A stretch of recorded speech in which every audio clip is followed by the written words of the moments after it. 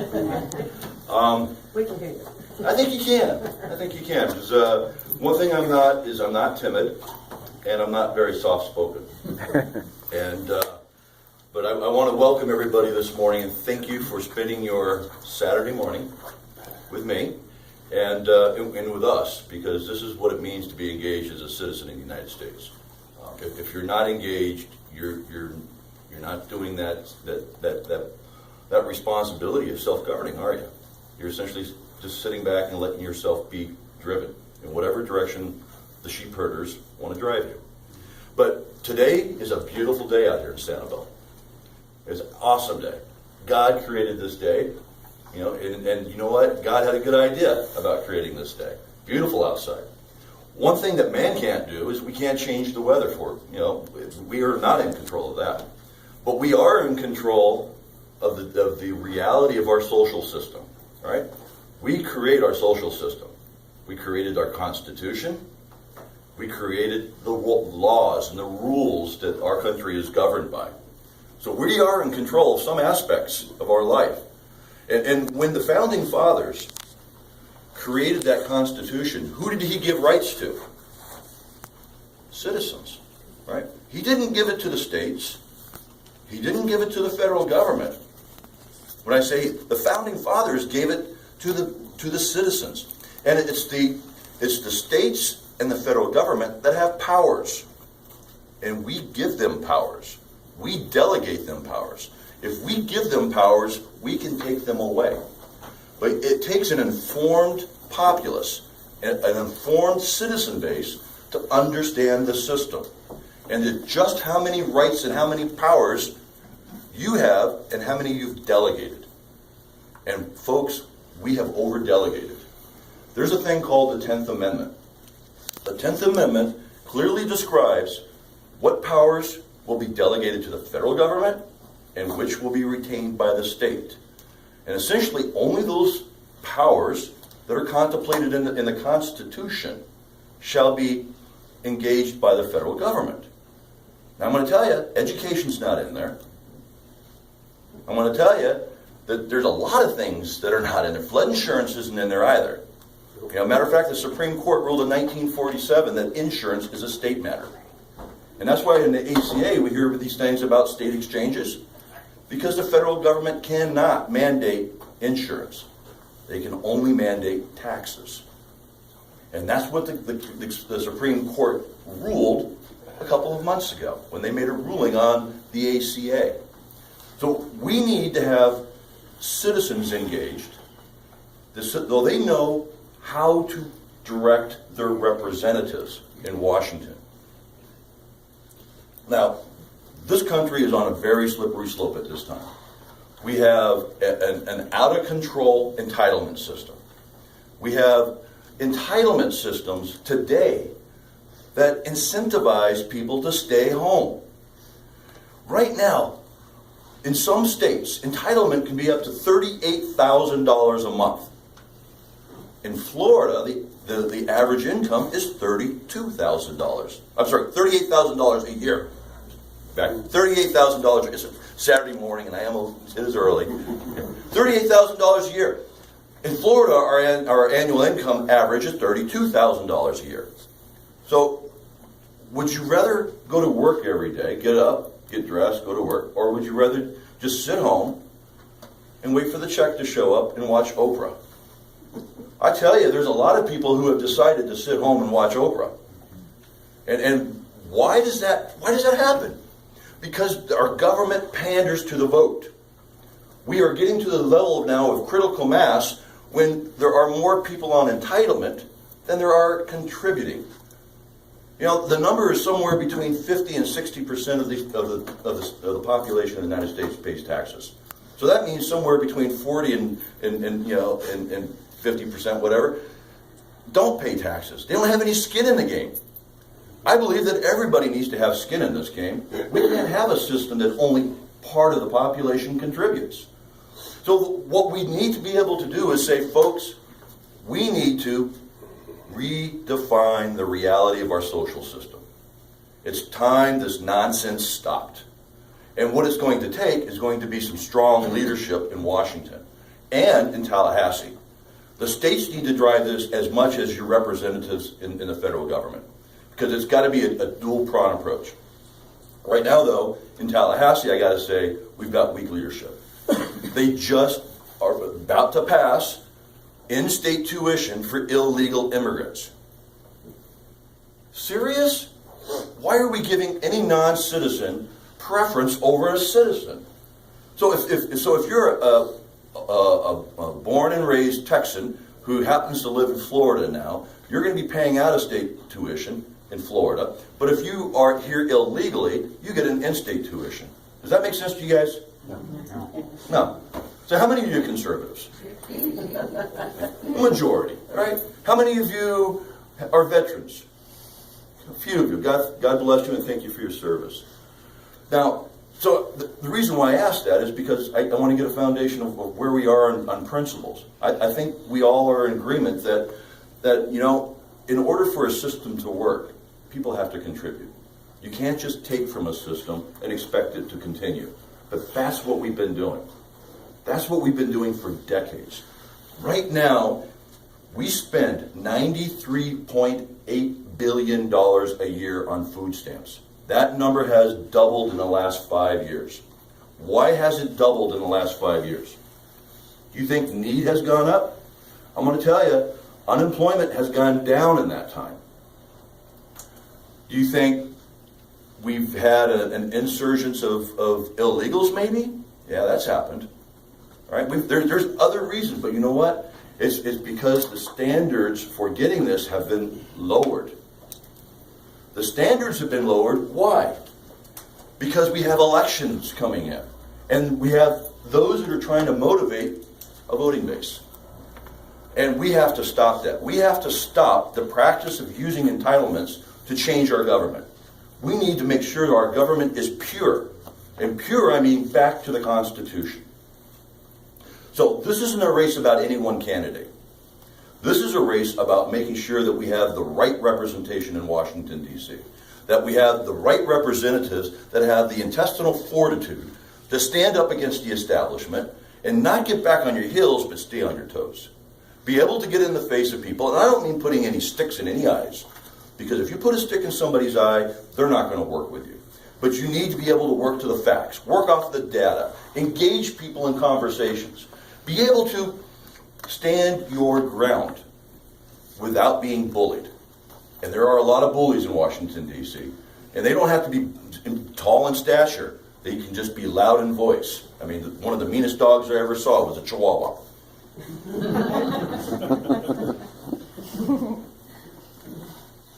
We have a number of candidates in this race right now that I would say from a qualification perspective, they're all well qualified. And but what really concerns me is their behavior in the last 2 months. It's disappointing because where we have been in the last year with our representation. This community does not need to be pulled apart anymore. We need to be brought back together. And I got to say, I've asked all of them personally, every one of them, I said, stop it now, please. And they said, well, my PAC is doing this, I don't have control. I said, you can release a press release today, an open letter to your PAC saying, stop it. And they probably will listen. I've told each one of them that. And I've done that at a public forum, and I've taped that, and it's on my website. They've all heard it, and they continue to do it. Matter of fact, it's getting nastier. You know, so if people are engaged in that kind of behavior now, what makes us think they're not going to be engaged in that behavior when they get to Washington? You know, because, you know, there's people on the other side of that aisle that may not be eye to us. We don't call them out and call them names. You get a lot more flies with honey than you do with vinegar. You need to be able to work with these people across the aisle. So I've got my bio in there, so I'm not going to really go through my background, but I've been in the aerospace industry for 33 years. I've worked in corporations, I've worked from the shop floor all the way up to the boardroom. Company size I ran was over 20 billion, almost, and they're up. Pratt & Whitney, some of you might know, it's a big engine manufacturer. I was responsible for all global quality and product integrity. It's a 24/7 job. It is a 10x the other business guy's job. We used to buy and sell those companies all month long. So when you talk about turnarounds, I mean, I've done some big ones. When it comes to experience in the federal government, I was the #2 guy in the FAA for production and airworthiness.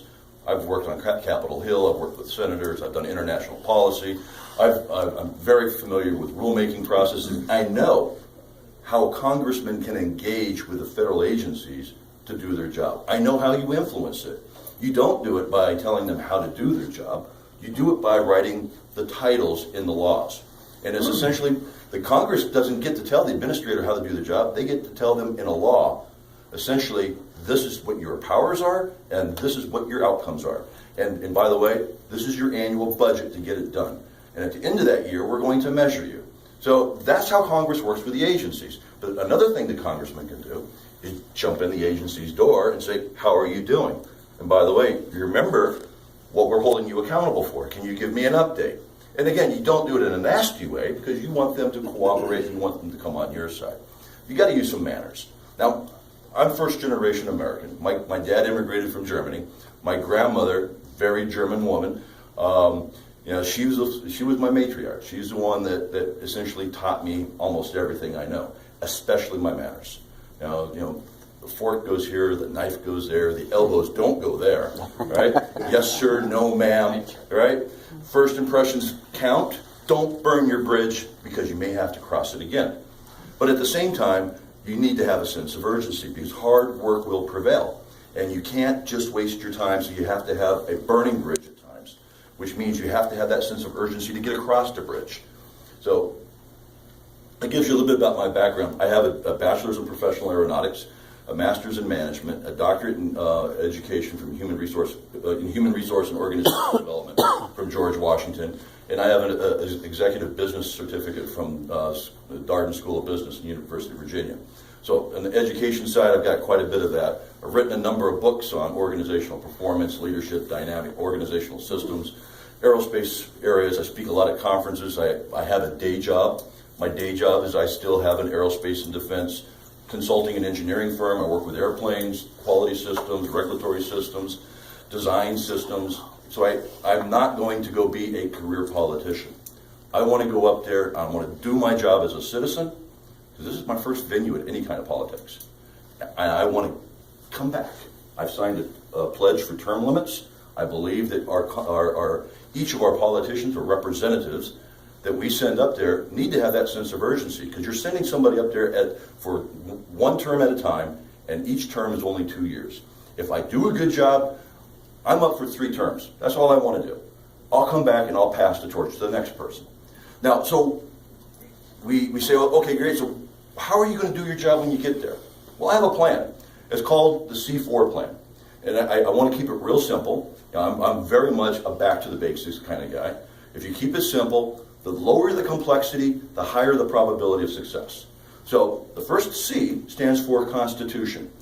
Everything I do with regards to influencing rulemaking, lawmaking, must be constitutionally valid. It must be compliant with the Constitution. So if we do that, all of this pork that's on many of these laws now will go away. So that gives you the mental perspective of where I'm going to stand when you see all these writers, how I'm going to fight against the writers or the pork on these different bills. The second thing is, well, that's good. That's a good principle, right? So we're going to have everything. That's going to be our standard. But so how are you going to do that? Well, you have to build coalitions, because I'm only one voice. But, and I can be a loud voice, a big guy, but the thing is, I'm still one voice. I have to go out and find those who share the same ideas, principles, and perspectives on the issues. So who are those folks?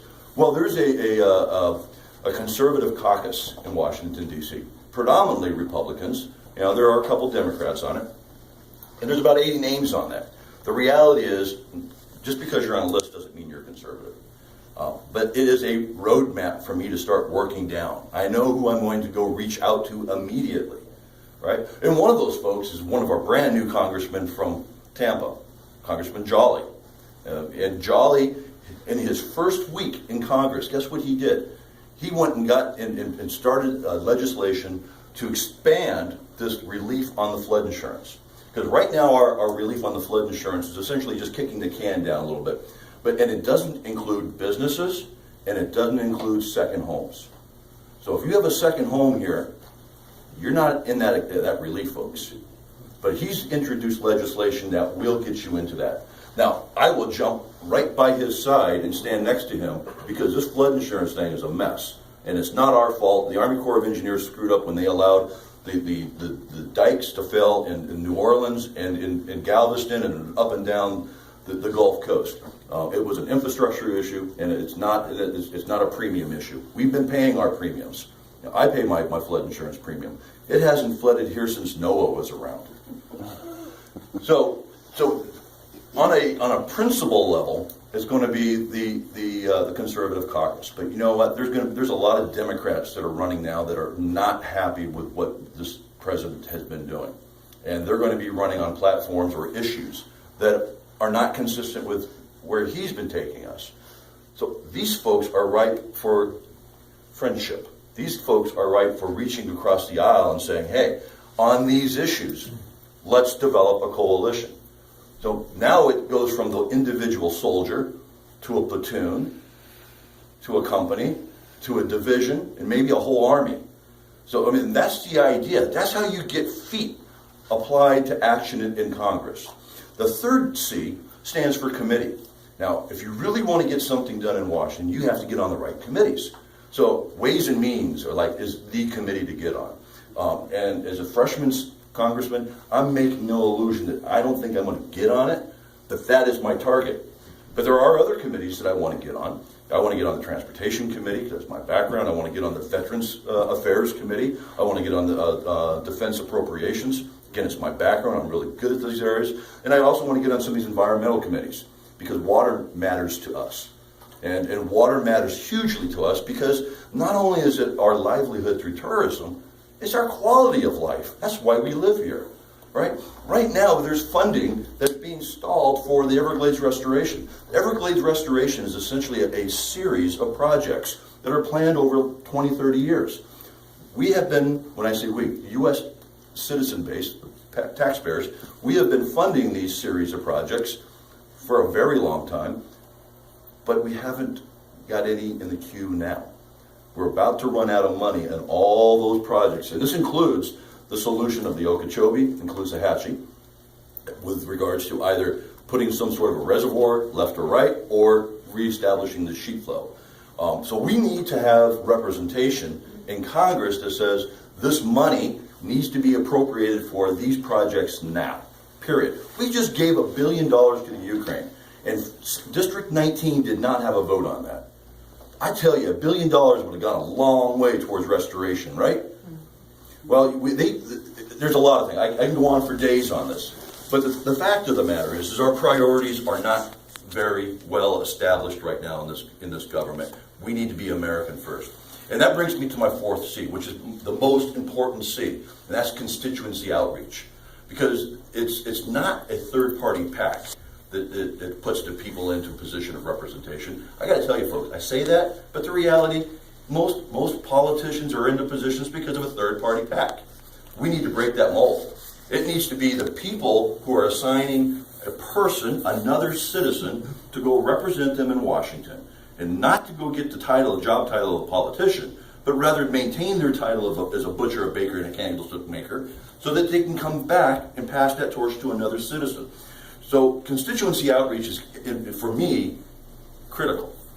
If the people don't have the perception that their voice is being heard, what happens? They disengage. They no longer stand up. And what happens? We get into that entitlement thing. We let the government tell us what to do. The people need to feel. They need to feel like their representatives are listening to them. So when and if you put me in to represent you, part of my constituency outreach plan is to ensure that we have at least 4 major roundtable town halls a year. And because I say 4, it's all the way from Boca Grande, Pine Island, here in Sanibel, Captiva, all the way down to Marco Island, and over to 75, that's the district. So we need to make sure that we have 4 that are scheduled throughout the district so that the people, all of our voters, can engage. There's no reason for us to think that somebody from Marco Island is going to drive all the way up here for a public forum. It isn't going to happen. Very few people would. They just don't have the means. So we need to make sure that your representative is reaching out. And there's a whole other strategy in addition to that ensures the constituency outreach. You know, the internet, the social media, the phone calls, making sure you have the right staff that is being responsive. You know, and that your phone calls are being returned. I don't know, has anybody ever tried to call your congressman? A couple times, right? And how long does it take to get a response? Sometimes it takes and dare get it back sometimes. Yeah, that's a sin. I mean, that's I would say a strike. You get so many strikes and you're out of here. And the thing is that has to be measured. So with a very simple plan like that, do you think a representative would be successful? Let me polarize that. Do you think a freshman congressman going in with a nice business plan to raise or modify the tax structure and to apply, let's say, like a penny plan, how versus doing something more tangible and saying these are the principles and this is how I'm going to get it done and these are the things such as entitlement I'm going to drive to fight down. Which one do you think has a higher probability of success? Being more tangible, right? Because you know what? We haven't passed a budget in this country in years. And there's going to be 400 ex-congressmen all vying for some sort of publicity about their plan, you know, their financial plan. Well, you know what? There's plenty of plans out there. Matter of fact, the ones that are being presented in this campaign aren't new or unique. They're cut and pasted from something else. The reality is we need to get back to the basics. We need to stop the spending in this country. We need to stop the entitlement addiction. And if we stop the spending, we're going to have a surplus. Now, where we are right now in this campaign, we have the 22nd is going to be the election day. There are no formal polls. There's been no formal polling except by the candidates. So the candidates have been reaching out, doing the robocalls. Now, I've gotten a couple of these robocalls, and I've decided to change my name. So when I get these robocalls, I hear the three big names, and depending on who's doing it, the fourth option is either undecided or none of the above.